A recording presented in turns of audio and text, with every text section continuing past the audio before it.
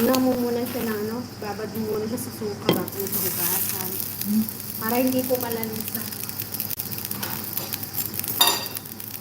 Kasi gusto magprito ng merienda ko.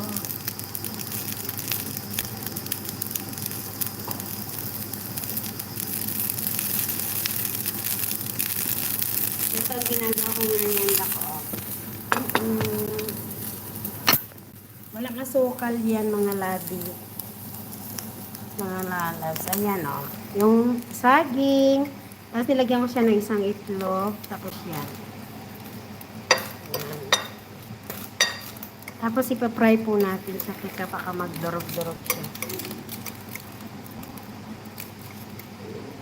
Ayan. Yan. Ating merienda.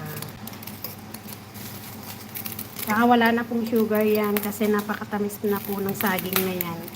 Kasi tamis po ng pagmamahal ninyo sa pagsuporta po sa akin. Kaya maraming salamat po.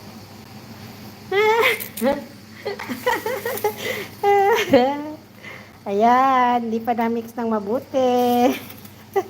Magsesave tayo ng highlights niyan kasi pwede rin yan kasi video ba? O, di ba?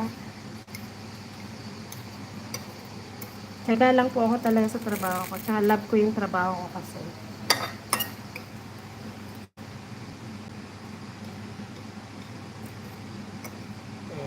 Ayan, pwede na yan. Yan, nahilo ba kayo?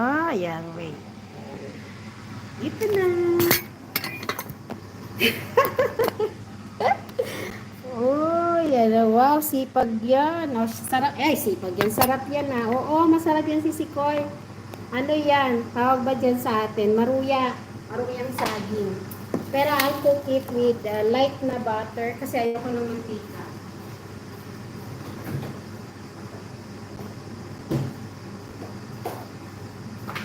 So, lalagyan natin ng butter and then we're gonna have it para hindi siya didikit.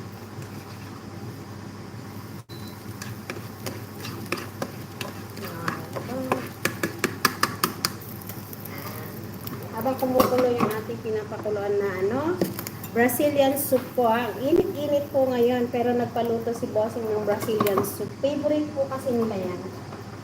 Kasi yung amo ko lumaki kasi sila sa São Paulo, sa Brazil. Kaya mahilig po sila ng Brazilian. Kaya po marami akong natututunang luto din na Brazilian like yung punch queso or Brazilian bread, cheese bread, diba? Ano po nila yan. Favorite po kasi nila yan. Siyempre kahit wala na sila doon, kumakain pa rin sila ng mga ganun luto. So, ayun, madali lang naman matutunan yung menu niya. Pero ako ginagawa ko my own version, iniiba ko talaga.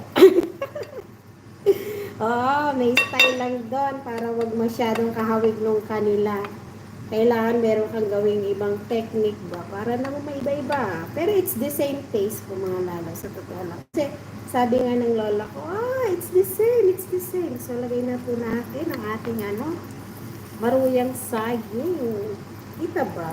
Or hindi? Yan. Yan. Ilagay ko lang ng konting corn flour yan. Para maano siya.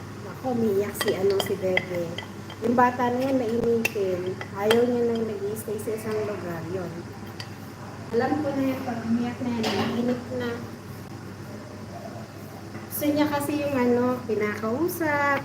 Tapos, kayo, tapos nilalakad-lakad mo siya. Kasi doon siya nasanay kasi.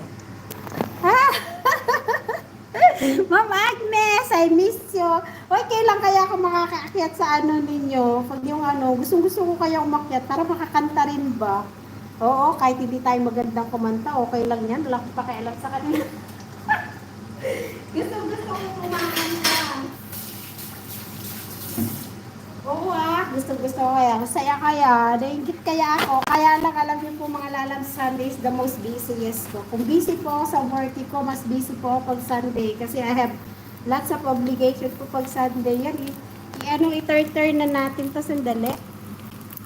Para wag lang mukha kong makita ninyo. Kasi naman to, yan na. Si Maruya ni MJ. Oh, di ba?